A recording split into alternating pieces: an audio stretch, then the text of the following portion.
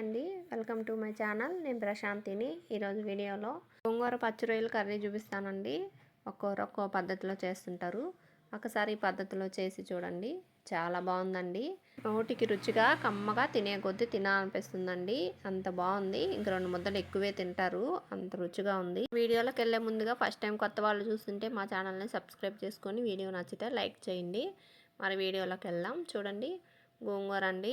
ఇది నేను 2 కట్టలు తీసుకున్నాను. కొంచెం చిన్న సైజు కట్టలండి. నీట్గా ఆకంతా ఒలిసేసుకొని 2-3 సార్లు శుభ్రంగా కడిగేసుకున్నాను. పచ్చి రొయ్యలు అండి, 1/2 కిలో తీసుకున్నాను. నీట్గా క్లీన్ చేసుకొని అలాగే 2-3 సార్లు బాగా కడిగేసుకొని ఒక గిన్నెలోకి తీసుకున్నాను.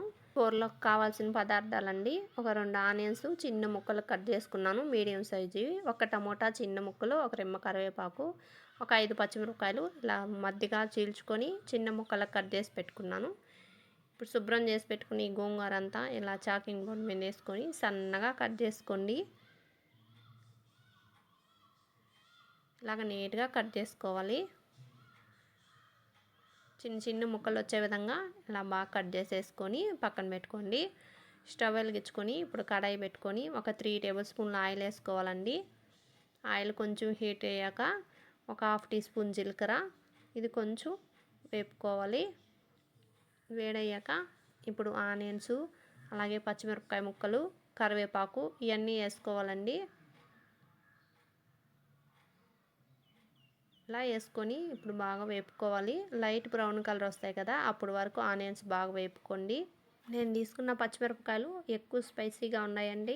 మీరు తీసుకున్నవి కొంచెం కారం తక్కువ అయితే ఇంక 2 కాయలుగానే వేసుకోవచ్చు. గోంగూర పులుపు కాబట్టి దాన్ని తగినట్టు కారం వేసుకోవాలి. నేను పచ్చిమిరపకాయలు ఎక్కువ వేసుకుంటున్నాను. ఇప్పుడు 1 టీ స్పూన్ నిండా అల్లం వెల్లుల్లి పేస్ట్ వేసి దీంట్లో ఉండే పచ్చివాసన పోయేంతసేపు బాగా వేపుకోండి. ఇలా వేపుకొని ఇప్పుడు పచ్చి రొయ్యలు వేసుకోవాలి. ఇప్పుడు ఈ కూరకి రుచికి తగినంత ఉప్పు వేసుకోవాలి. అలాగే 1 టీ స్పూన్ పసుపు వేసుకోండి. 1 స్పూన్ నిండా కారం వేస్తున్నాను.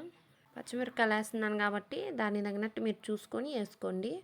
ఇప్పుడు ఇవన్నీ ఒకసారి బాగా కలిసే విధంగా బాగా కలుపుకోండి. ఈ రొయ్యలకు పట్టే విధంగా బాగా కలిపేసుకోవాలి. చూడండి, బాగా కలిపేసాను 2 నిమిషాల సేపు. ఇప్పుడు ధనియాల పొడి అండి. నేను ధనియాలను కొంచెం దోరగా వేపుకొని పొడి చేసుకొని 1 టీ స్పూన్ ధనియాల పొడి వేసాను. అలాగే ఒక 1/2 స్పూను జీలకర్ర పొడి కూడా వేసాను. మళ్ళీ ఒకసారి ఇలా బాగా కలుపుకోండి. ఇలా బాగా కలిపేసి ఇప్పుడు టమోటా ముక్కలన్నీ వేసుకోవాలండి. ఈ టమోటా ముక్కలు కూడా ఒకసారి కలుపుకోండి. బాగా కలిపేసుకొని పైన మూత పెట్టేసి ఇప్పుడు ఒక 5 నిమిషాలు ఉడకనివ్వండి మీడియం ఫ్లేమ్లో. చూడండి, రొయ్యలు ఉడికి రొయ్యల్లో ఉండే నీళ్ళన్నీ వచ్చాయి. ఒకసారి ఇవన్నీ బాగా కలుపుకోండి. ఇప్పుడు 1 కప్పు నీళ్ళు పోసుకోండి. అంటే ఒక 1/2 గ్లాస్ వాటర్ పోసానండి. ఒకసారి ఇవన్నీ ఇలా బాగా కలిపేసుకోండి. ఇలా కలిపి పైన మూత పెట్టి కాసేపు ఉడికించుకోవాలండి. రొయ్యలు బాగా సాఫ్ట్గా ఉడుకుతాయి. ఇలా ఉడికిన తర్వాత ఇప్పుడు కట్ చేసి పెట్టుకుని గోంగూర అంతా వేసుకోవాలండి.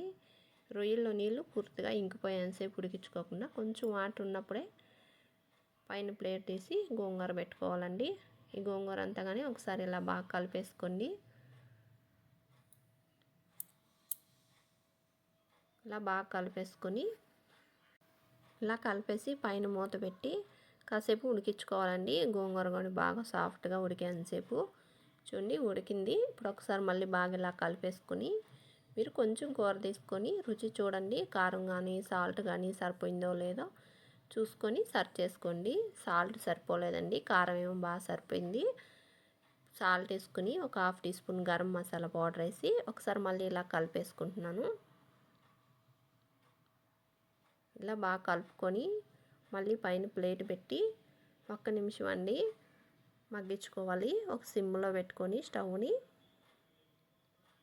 చూడండి, బాగా ఉడికిపోయింది కూర అంతా కానీ బాగా చిక్కగా వచ్చేసింది. స్టవ్ ఆఫ్ చేసేయండి.